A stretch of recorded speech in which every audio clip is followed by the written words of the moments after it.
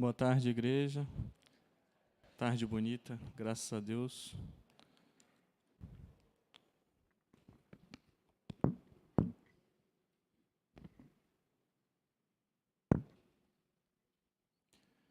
É com muita alegria que tenho essa oportunidade e poder ver a igreja reunida e tentar, de abaixo da graça de Deus, trazer alimento para a igreja.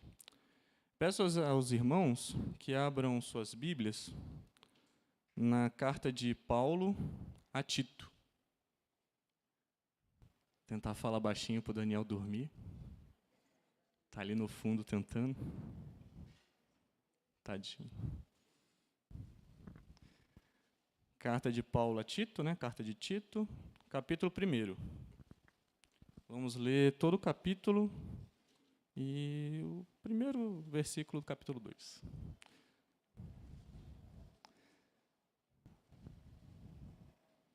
Tito, capítulo 1. Depois de Timóteo, depois de Coríntios, Timóteo. Uma carta pequena de 3 capítulos que traz muita riqueza.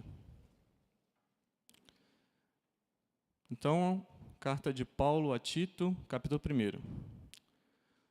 Paulo, servo de Deus e apóstolo de Jesus Cristo, para promover a fé que é dos eleitos de Deus e o pleno conhecimento da verdade, segundo a piedade, na esperança da vida eterna, que o Deus que não pode mentir prometeu antes dos tempos eternos.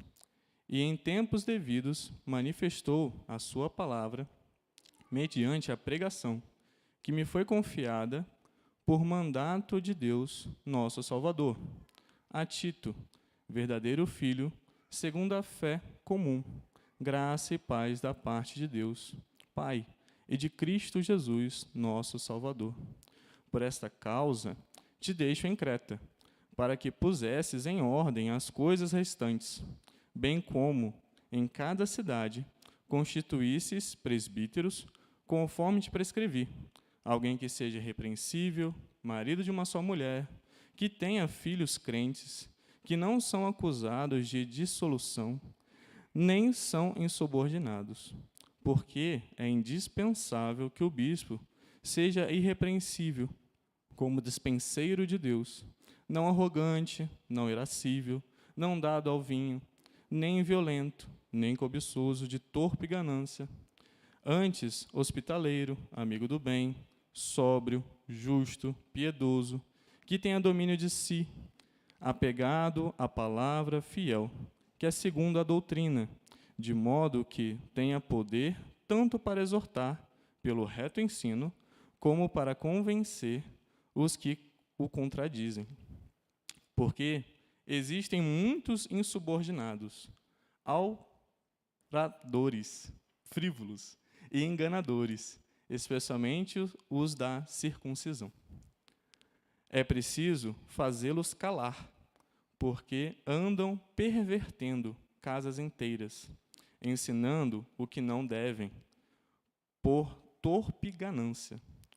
Foi mesmo dentre eles um seu profeta que disse: cretenses, sempre mentirosos, feras terríveis, ventres preguiçosos. Tal testemunho é exato. Portanto, repreende-os severamente, para que sejam sadios na fé, e não se ocupem com fábulas judaicas, nem com mandamentos de homens desviados da verdade. Todas as coisas são puras para os puros, todavia, para os impuros e descrentes, nada é puro, porque tanto a mente como a consciência deles estão corrompidas. No tocante a Deus, professam até conhecê-los. Entretanto, o negam por suas obras, e por isso que são abomináveis, desobedientes e reprovados para toda boa obra. E no final, capítulo 2, tu, porém, fala o que convém à sã doutrina. Fechamos nossos olhos, inclinam suas cabeças, vamos orar. Senhor meu Deus, meu Pai, clamamos a Ti, Senhor, que nos faça ouvir a Tua palavra, Senhor. Me ajude a pregar o Teu Evangelho. Me ajude, Senhor, a edificar a Tua igreja cada vez mais, fortalecida na sã doutrina. Nos ensina, Pai, a saber aplicar esse texto em nossas vidas, a saber viver nesse mundo caído, que tanto, tanto nos tenta, nos sobrecarrega e nos imunda. Aparentamos muitas vezes estar afogando, meu Pai. Nos dá a sua boia, nos dá a salvação, nos mantenha de pé, Senhor. É o que clamamos no nome santo de Jesus. Amém. Tomar uma água.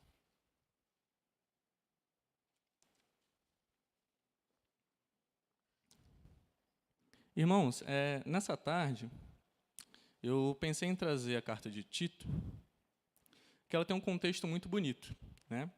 A carta de Tito é a carta de Paulo a Tito, que é o seu grande ajudante nas viagens, e foi o discipulado por Paulo, é focada em amadurecer, aperfeiçoar e desenvolver, estruturando a igreja na ilha de Creta. Então, não era só uma igreja, são várias igrejas. Se vocês olharem o mapa, a ilha de Creta ela é bem grande. Ela ficava ali abaixo da Grécia, e era uma rota muito usada de comerciantes, pesqueiros, né? Então, saindo ali da Itália, você indo para a Judéia, passaria por Creta, né? Um bom caminho, um bom porto para parar. E ali também Paulo, né, usado por Deus, sabia que grandes cidades, que grandes locais estratégicos seriam bons locais para pegar o evangelho e dissipar cada vez mais e fazer ali um local que ia espalhar cada vez mais o evangelho. Creta, por ser uma ilha, ficando no meio do Mediterrâneo, ajudava, né, espalhar o evangelho ali, né, tanto na ilha como aqueles que passassem por lá também seriam edificados, iriam receber a palavra de Deus. Tito, então, é enviado por Paulo até a ilha de Creta para fortalecer a igreja na sã doutrina, levantar homens para a liderança e para combater os falsos mestres judaizantes, como a gente acabou de ler. Parecidos muito com as últimas pregações do pastor Jones, que deu na carta de Gálatas. Eles eram judaizantes, queriam trazer de novo a cultura judaica, aquelas tradições, para o povo de Deus. Tito era em si um cristão gentil, como nós. Conhecemos a palavra, mas não somos judeus, não estamos na religião judaica. Ouvimos de Paulo e ouvimos, né, debaixo da graça, e ouvimos conforme Tito, ali, conforme a sua pregação, que se converteu pela pregação não só do apóstolo Paulo, mas também acompanhou ele. Ele acompanhou Paulo na segunda e na terceira viagem. E Tito fica muito no segundo plano, né? A gente não presta muita atenção em Tito. Você lê Atos, você não vê tanto sendo falado. A gente percebe Tito também no livro de Gálatas. Paulo o leva, em Gálatas 2, capítulo 2, de 1 a 3, Paulo leva a Jerusalém em sua viagem e se recusou a circuncidá-lo. Então, tinha aquela discussão ainda, se a gente vê isso em Atos 15, se não me engano, que deveríamos circuncidar os novos convertidos, né, os novos filhos da igreja, como faremos? Né? Continuaremos com a circuncisão? E Paulo não faz, tem os debates, né, sobre isso no livro de Atos, e Tito, então, é um colaborador. Colaborou e ajudou Paulo, tanto na segunda e na terceira viagem, sendo que, aqui, na quarta viagem de Paulo, mais ou menos datado ali da 62 a 64 depois de Cristo, ele é enviado, né? Às vezes Paulo foi junto, deixou ele lá, e ele seguiu para a sua quarta viagem, foi enviado para ficar em Creta.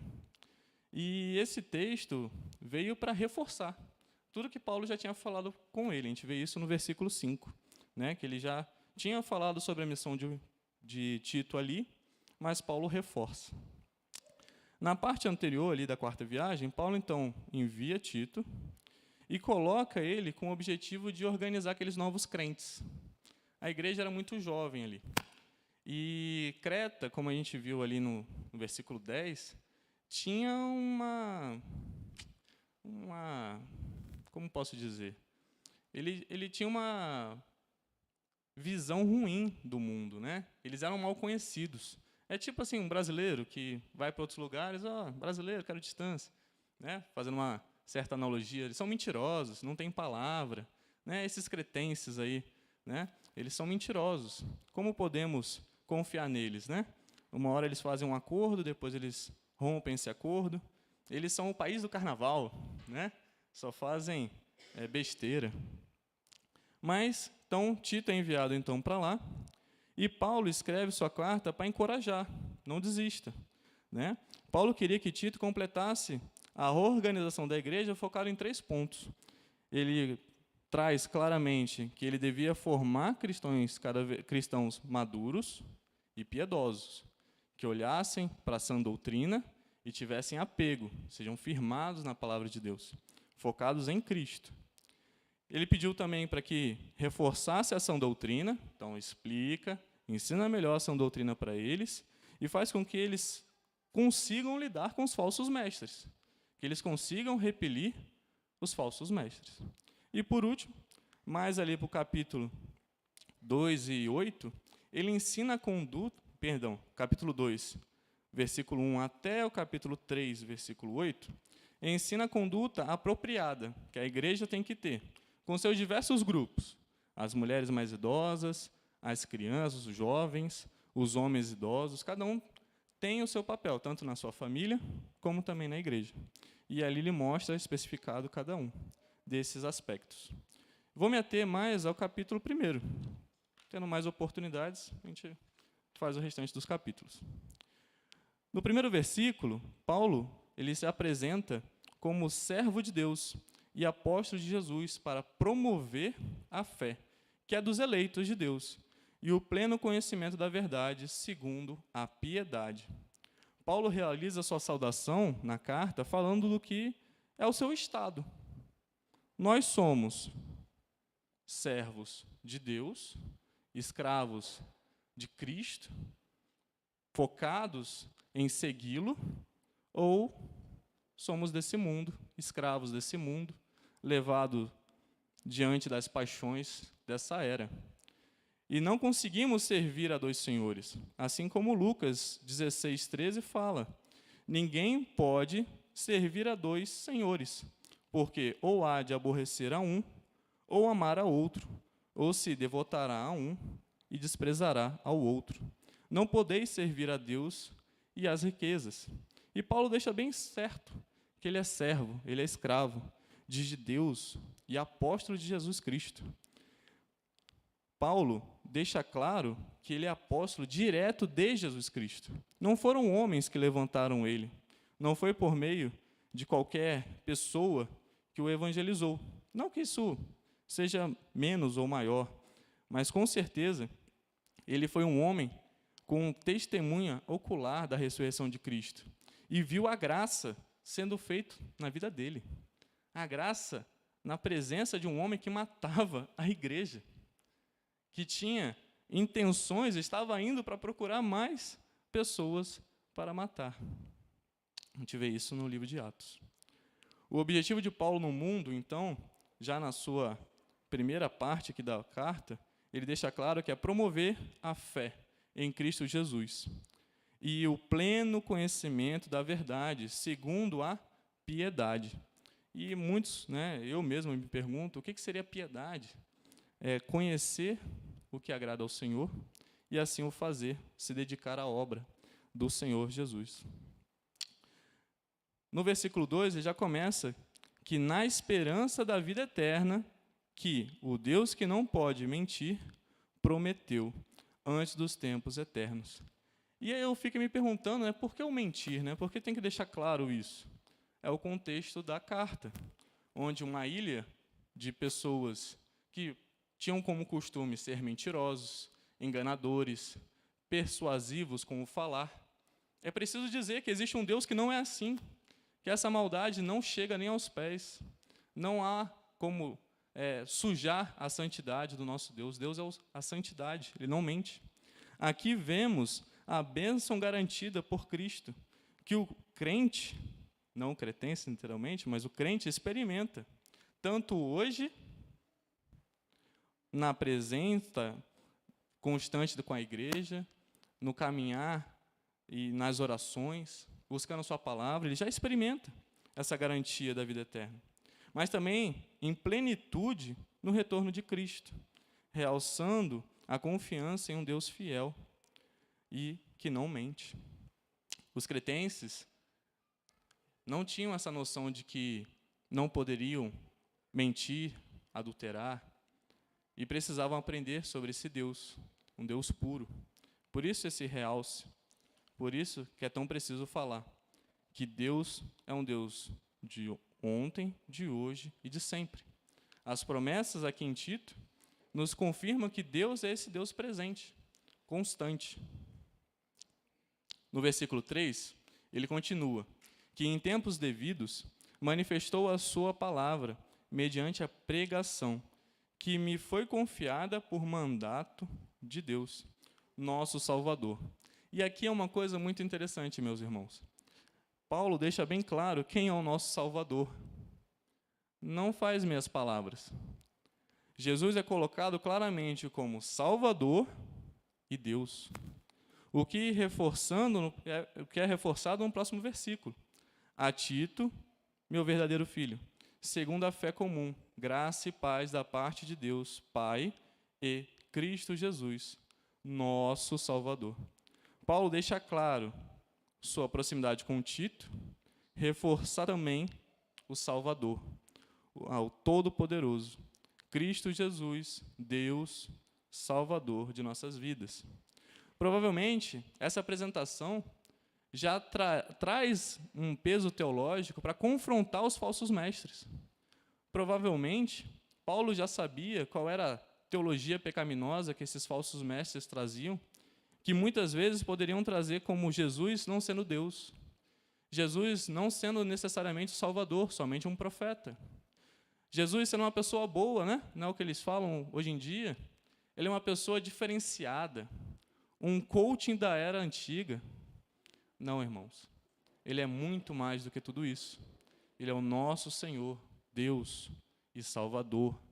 Por meio do sacrifício da cruz, podemos olhar para aquela cruz, aquela atrocidade que o homem pôde fazer, e ver ainda nisso a graça do Senhor. A graça a qual nossos pecados foram pagos. Logo após, no versículo 5, se vocês acompanharem, tem ali um certo título, né? Esse título não é acompanhado das Escrituras, não necessariamente ali foi feito na carta. Na minha Bíblia tem assim, deveres e qualificações do ministro.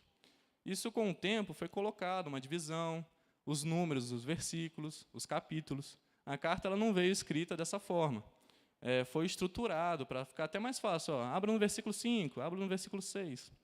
E também foi colocado algumas formas de facilitar achar o texto. Então, eu quero saber dos deveres e qualificações do ministro. Eu vou olhar esse texto, vou ter ali um resumo, uma orientação, mas, me dando ali a opção de colocar um título, é muito mais uma missão dada a Tito. É muito mais a clareza da sua missão ali em Creta. E também o que ele deveria fazer transformando aquela ilha. Então, a missão de Tito e a transformação por meio do Evangelho é que vamos ler aqui a partir do capítulo 1, versículo 5. Por esta causa, então, de tudo que ele falou, te deixei em Creta. Então, de tudo que ele já pregou, ele vai agora falar do que, por que deixou Tito em Creta sozinho, né? Te deixo em Creta para que pusesses em ordem as coisas restantes, bem como em cada cidade constituísses presbíteros, conforme te prescrevi. Tito é levado para organizar a igreja em toda a ilha. Não é só uma Bahia, não é só em Guarulhos, por exemplo. É em toda São Paulo. Imagina como seria desafiador, né? E, com isso, ele precisa tanto edificar a igreja, mas ele não conseguiria, sejamos claros, ficar em todas as igrejas presentes para corrigir, admoestar, tirar falsos mestres. Ele precisava amadurecer aquela igreja. e foi o que é colocado aqui, para moralizar, para amadurecer os crentes daquela igreja, com uma vida piedosa e cristocêntrica, na sã doutrina, e construir uma liderança para manter o cuidado daquela igreja. Aquela igreja precisa ser pastoreada, cuidada, orientada. As famílias, que é a célula importante de qualquer pessoa e também da igreja, ela precisa ser fortalecida, transformada. Você imagina, em Creta, como deveria ser a célula familiar? Será que eles tinham noção de casamento? Não tinham. Fidelidade? Talvez. Será que eles tinham noção do que é certo e errado?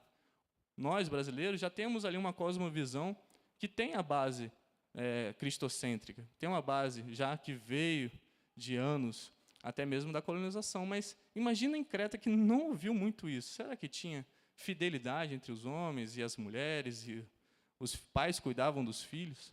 Será que ensinavam? O que ensinavam? O que era certo, o que era errado naquela ilha, né? E a gente sabe como era a cultura grega, né? A cultura também que surgiu bem promíscua, né? Mas ali estava Tito com esse desafio, aparentemente preparado, depois de 2 viagens com o grande Paulo, né? Deve estar ali animado para fazer aquela ilha realmente louvar ao Senhor.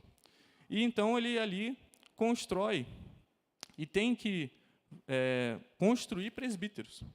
E Paulo escreve detalhadamente como ele conseguirá, como ele tem que olhar para a igreja e ali ver pessoas que se dedicarão à palavra de Deus, então eles têm que se converter, caminhar, conhecer a palavra de Deus, amadurecer e entender o seu papel de cuidar, então, daquela comunidade. É um desafio e tanto. Além de identificar, ele tinha que fazer isso acontecer. Claro, Deus estava abençoando, e o abençoou, mas é um grande desafio. No versículo 6, a gente começa a ver, então, essas qualidades. Essa lista de um crente maduro, a qual a gente consegue identificar de formas externas, mas também ela aparece com o tempo. Não é de um dia para a noite, ela é uma vida, é uma caminhada.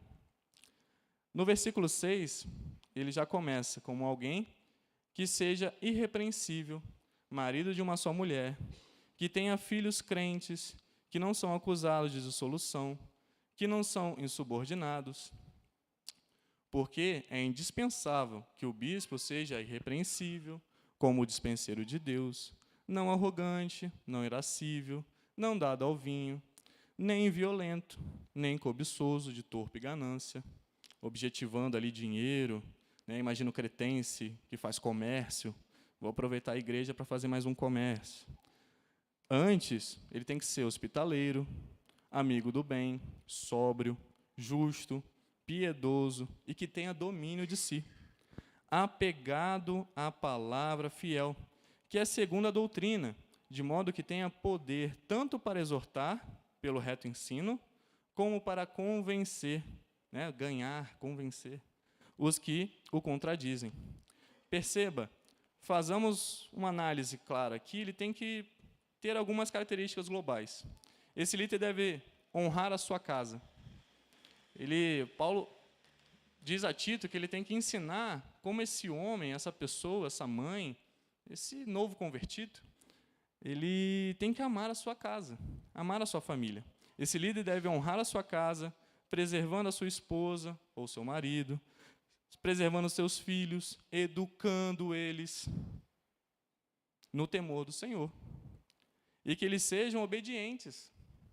A gente não sabe necessariamente, mas a palavra deixa bem claro aqui que ele tem que ser não causador de dissolução. O que é dissolução? É dissolver, né? Divisão. Nem são insubordinados. Volta a honrar pai e mãe, né? Volta a visão clara de honrar pai e mãe.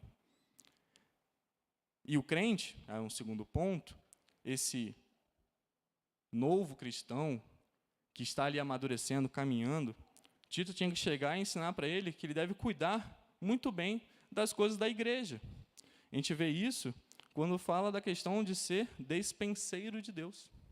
Despenseiro, vem aquela coisa na cabeça, né, de dispensa.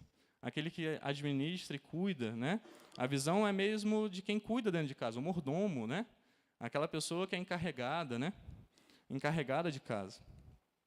E esse dispenseiro, ele deveria ali, então, olhar para a igreja, olhar para as coisas da igreja, e com, não só a físico, tá, gente? Estou olhando também as questões espirituais. As questões de cuidar, não só do templo, vamos assim dizer, mas também entender que precisa cuidar da igreja, pessoas, né? Cuidar um dos outros. E ele, como mordomo, que tem autoridade sobre os bens do mestre, deve zelar e multiplicar. Ele cuida, ele preserva. Bom, sendo também esse mestre, esse cristão que está ali virando e amadurecendo, sendo sempre moderado. Podemos ver aqui a quantidade de sinônimos, né? Não pode ser irascível, não dado a vinho, nem violento, nem cobiçoso. Ele tem que ser moderado. E tendo domínio de si, negando os impulsos, negando as ansiedades desse mundo, negando a vontade do dia a dia. E, é claro, agarrado com firmeza, apegado à palavra de Jesus Cristo. Agarrar com firmeza a palavra e ter sede e fome. Sendo, então, assim, podendo ensinar a sã doutrina. Tendo, então, a coragem para convencer os mentirosos e corrigir, exortando com reto ensino. E isso é importante para quê? Porque o crente precisa, então, aprender da palavra do Senhor. É falado no versículo 10. Por quê? Por que eu preciso saber disso? Porque isso são qualidades.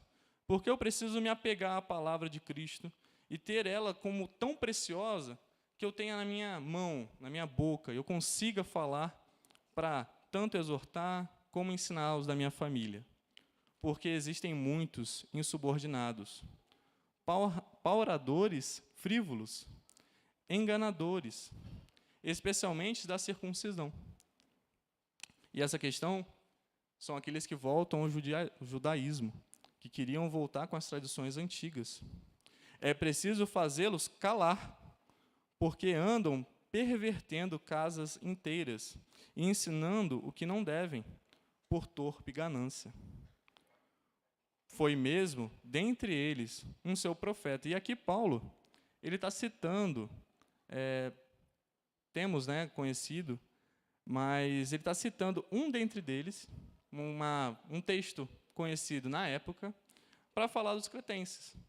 E já era dito, não por Paulo, mas por outros. E Paulo afirma aqui que isso é verdade, né? Sempre são mentirosos, feras terríveis, ventres preguiçosos. Tal testemunho é exato. Paulo atestando isso fica tão feio, né? Mas era aquele povo que precisava do evangelho, precisava ser transformado para a salvação, para a glória de Deus. Portanto, repreende-os severamente, para que sejam sadios na fé. É interessante, não que vá para o inferno, não que eles vão para outro local, saiam de Creta, não, mas para que eles se arrependam. E aí sim eles tenham uma vida sadia. Ele é um doente e precisa de um remédio. E assim fiquem sadios na fé novamente. E não se ocupem com fábulas judaicas, invenções, nem com mandamentos de homens desviados da verdade. A gente pode voltar nos evangelhos e ver ali como os fariseus, os saduceus, inventavam coisas e parâmetros e metros e distâncias que deviam ter para não serem puros, para não aí conseguir ou perder a salvação. E aí Paulo já deixa bem claro que todas as coisas são puras para os puros. Todavia, para os impuros e descrentes, não é puro. E aí a gente volta àquela visão também judaica, do que é puro, do que é impuro, aquelas leis de que não pode comer aquilo, não pode comer isso. porque tanto a mente como a consciência deles estão corrompidas. Agora, no tocante a Deus, professam até conhecê-los.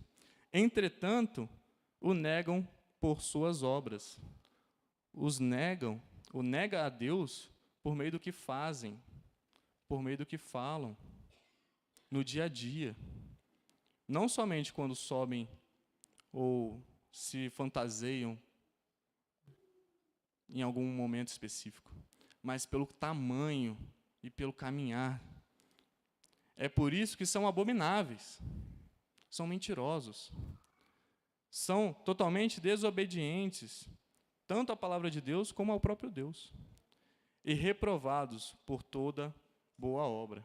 Não há o que saia de bom daquela pessoa, daquele que diz ser crente. E ele está falando aqui não pessoas de fora da igreja. A igreja de Creta tinha entre eles pessoas que iam nas casas, pessoas que iam dentro do mais íntimo da pessoa, onde ela teria ali suas armaduras, a sua espada, totalmente deixada de lado. E ele estava à vontade em sua casa, e ali ele recebe aquela pessoa e ela mente, levando aquela família para o inferno, levando aquela família a crer de forma errada, a entender as Escrituras de forma errada, a se perverter, a ter como objetivos algo totalmente longe da palavra de Deus. E, claro, já objetivando uma aplicação prática para os nossos tempos, consigo ver nesse texto, além da riqueza dele, já de mostrar o que era os cretenses e como era preciso Tito ali, 3 aplicações para as nossas vidas hoje também. A gente tem que entender que esse texto não é para aquele momento, mas é atual. Devemos nos esforçar a promover a fé e ensinar a profundidade do Evangelho pelo pleno conhecimento da verdade piedosa de Cristo Jesus, nosso Deus e nosso Salvador.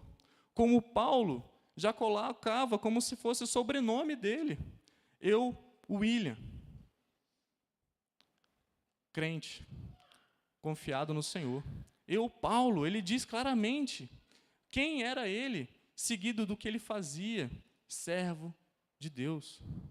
Precisamos promover a fé, tanto em nossas casas, como também em nosso trabalho, no nosso dia a dia, numa ida ao mercado, no tempo livre, promover de forma correta a Cristo.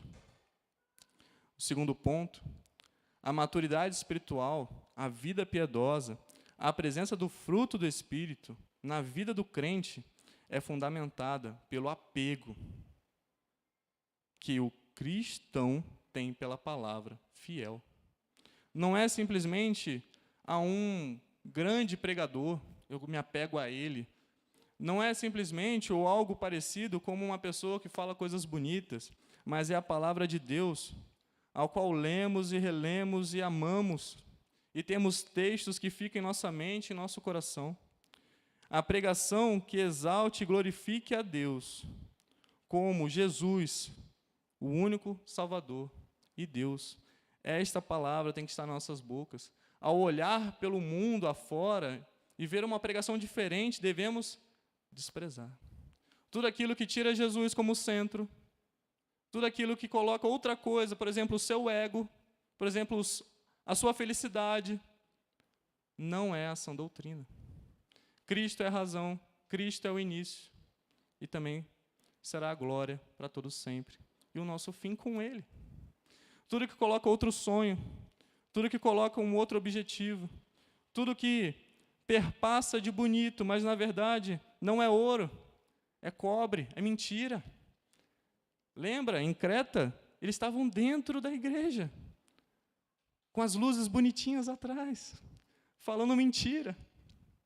Quantas pessoas, ou quantas pregações nós achamos no celular, que parecem ser tão bonitas, mas não falam de Jesus, falam do teu ego, falam das nossas paixões, como queríamos ir para algum lugar, como iremos conseguir isso, mas e Cristo? É deixado à parte. Sejam atentos. Precisamos entender as qualidades listadas de Tito 1, do 5 a 16, tanto ali, que envolve até a questão dos falsos mestres, são para todos. Não é algo externo, irmãos. Só os presbíteros, ou quem quer, que tem que ter aquelas qualidades. Não. Ele iria em cada igreja pregar a sã doutrina. Tito iria em cada canto daquela ilha amadurecer a igreja e organizar a igreja. Muitos ali foram edificados, cresceram na fé. E, por acaso, numa situação de causa, devido à consequência da pregação do Evangelho, surgiu ali, por meio do Espírito Santo, pessoas que eram honradas, pessoas que eram amantes de Cristo, que honravam suas famílias, que honravam a palavra de Deus e não deixavam que ninguém blasfemasse enquanto a sua palavra, enquanto a Cristo como esse Salvador. Devemos sair do ensino raso e dos pecados, muitas vezes, de estimação, e dedicar tempo, força, buscando, a partir de hoje, uma vida irrepreensível, conforme a Bíblia. Sejamos, então, despenseiros de Deus, mordomos, que seremos cobrados por isso, que possuem autoridade para administrar a igreja visível, a família que Deus concedeu. Possamos prestar contas a Deus pela preservação e expansão da igreja de Cristo. Paulo envia Tito, mas Deus também o envia, para colocar em ordem as coisas restantes naquela igreja em Creta. Construir maturidade na igreja, piedade bíblica, paixão e apego à palavra fiel. Isso é uma missão de guerra. Ele foi sozinho. Ele poderia ser morto em Creta. Ele poderia ser esquartejado, crucificado, apedrejado. O que mais aconteceu com os apóstolos? Afogado. Todos aqui, nessa igreja presbiteriana, são chamados para a guerra, para a batalha de colocar suas vidas em ordem, suas casas em ordem, sua família, sua igreja em ordem, conforme a doutrina, de modo que tenha poder tanto para exortar pelo reto ensino, como para converter os que contradizem. Os falsos mestres, que não se cansam, que são usados por Satanás para arrancar a fiel palavra da salvação, tanto dos corações dos nossos filhos, como dos nossos parentes, como dos nossos vizinhos, e frequentemente pessoas dentro dessa igreja. A missão de Tito foi dada para a região de Creta. E você aqui em Guarulhos? Ao ler esse texto, precisamos entender que não é um texto antigo, que só se aplica em Tito. Não, aplica-se a mim, a você, a toda a igreja. Amadurecer, buscar alimento sólido, munição para a guerra. Sabemos defender realmente a fé? Sabemos falar em relação ao que nos salvou e por que precisamos de salvação? Sabemos exortar com piedade, não com ira? Falar com amor para convencer aquele que está em pecado? Para convencer e desmentir os falsos ensinos? Ainda dá tempo de assumir o nosso lugar na trincheira, a nossa posição nessa batalha. Ainda temos tempo para servir de forma justa, piedosa e apegada à palavra fiel de Deus.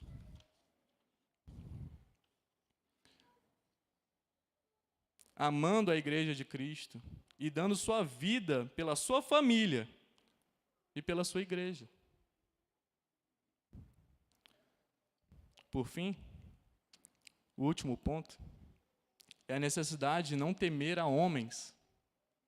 Eu não sei pregar, eu não sei falar, eu não sei. Mas se é para sentir medo de alguma coisa nesse mundo, que tenhamos medo da ira de Deus, que tenhamos medo não de homens armados, mas da ira que é vindoura. O texto de Lucas 12, 48, no finalzinho, aquele a quem muito foi dado, aquele que tem a Bíblia reunida, compilada, escrita, com estudos, capaz de comprar pela Amazon, aquele que pode conhecer profundamente as Escrituras e despreza, aquele a quem muito foi dado, muito será exigido, e aquele a quem muito se confia, muito mais lhe pedirão. Devemos tratar os enfermos com o remédio correto. Não é com coaching, com um vídeo do WhatsApp bonito. O falso mestre deve ser tratado imediatamente com o remédio da sã doutrina, abrindo as Escrituras, mostrando a palavra de Deus, mostrando a base teológica, o catecismo, as confissões de fé. Entender que esse é o posicionamento da igreja de forma santa, de forma amorosa, e queremos que ele se converta à palavra de Deus. O falso mestre deve ser tratado com o remédio correto, para que ele volte a ser sadio, curado, tenha vida novamente, pela fé, pela salvação e pela graça de Jesus. Para que ele volte a dar frutos piedosos e que leve para a sua salvação. Não sabemos quem estará com Deus na glória. Não temos uma luzinha azul e vermelha que diz, salvo, não salvo. Não sabemos. Cremos que o Senhor é todo-poderoso e por meio dele cremos até o fim. Mas entre nós não sabemos, irmãos. E devemos ser diligentes, preocupados, atentos. Atentos para não cair, não tropeçar. Atualmente, o inimigo se levanta próximo a nós. Muitas vezes se achega até a nossa casa, como foi visto aqui. No versículo 10, existem muitos que estão entrando nas casas. E precisamos calar, porque andam pervertendo casas inteiras, ensinando o que não devem.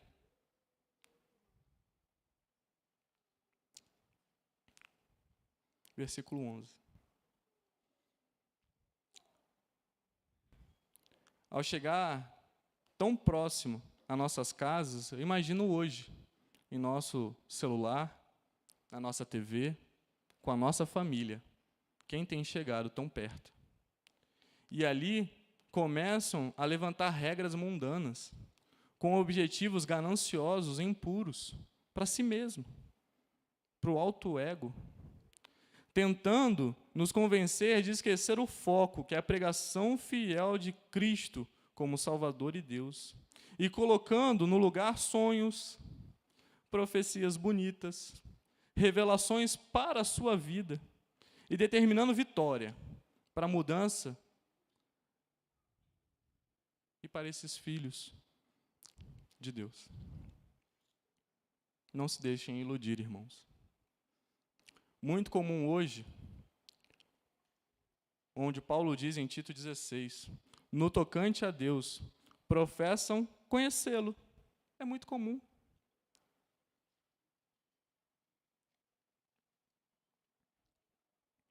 No trabalho, a gente fala de Deus. Não, mas eu conheço esse Cristo. Eu conheço o teu Jesus. Eu sou crente. Entretanto, o negam por suas obras, na caminhada, na constância. Negam pela vivência diária, depois que a cortina se fecha, ou quando se volta para sua casa, ou quando ninguém está vendo. Ali aparece, e Deus sabe bem. Por isso são abomináveis, e são reprovados por toda obra, devendo o povo de Deus fazê-los calar, não dar oportunidade para que os nossos filhos os ouçam. E aí eu sempre lembro, nos nossos celulares, nos grupos de relacionamento e com isso os manipulem ou muitas vezes destruam com mentiras. Por fim, além da ação de estar atento aos falsos mestres e os fazer calar, devemos fazer muito mais.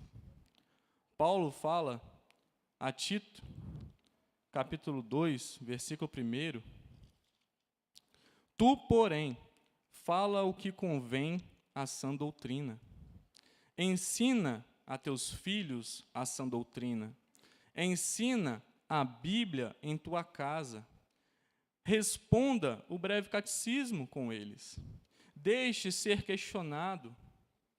Responda com dedicação, com amor. Membros da Igreja Metropolitana, ensine os novos membros a sã doutrina e sejam claros, dedicados, amorosos. Sejam sempre apegados à palavra fiel de Jesus Cristo. Deus os abençoe, Deus abençoe a sua semana. Tem a liturgia? Não achei.